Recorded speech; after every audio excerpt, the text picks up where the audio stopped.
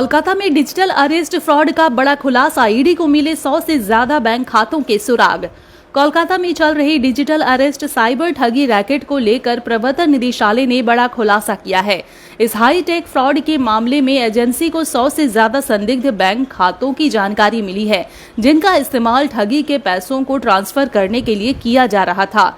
ED सूत्रों के मुताबिक ठग इन बैंक अकाउंट्स को 1.5 से 2 महीने की अवधि के लिए किराए पर लेते थे।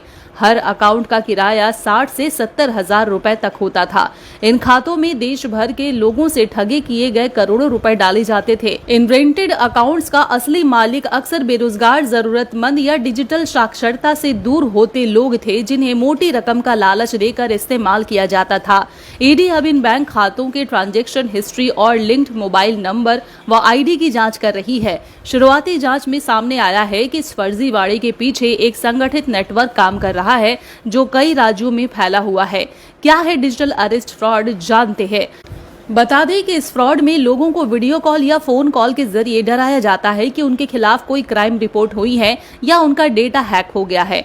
खुद को सीबीआई, साइबर सेल या बैंक अधिकारी बताकर आरोपियों से पैसे ट्रांसफर करवाए जाते हैं डिजिटल अरेस्ट के नाम पर। अब ईडी इस पूरे नेटवर्क की कड़ियां जोड़ रही है और जल्द ही जल्द कई और गिरफ्तारी होने की भी संभावना है।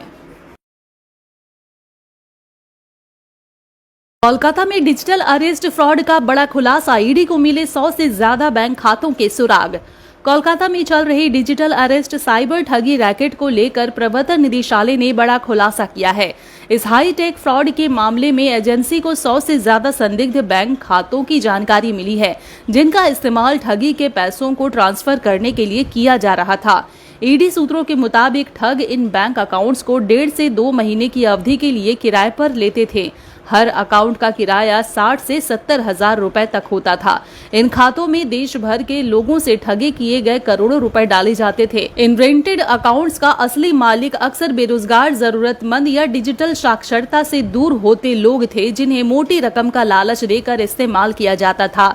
ईडी अब इन बैंक खातों के ट्रांजैक्शन हिस्ट्री और लिंक्ड मोबाइल नंबर व आईडी की जांच कर रही है। शुरुआती जांच में सामने आया है कि इस फर्जीवाड़े के पीछे एक संगठित नेटवर्क काम कर रहा है, जो कई राज्यों में फैला हुआ है। क्या है डिजिटल अरेस्ट फ्रॉड, जानते हैं।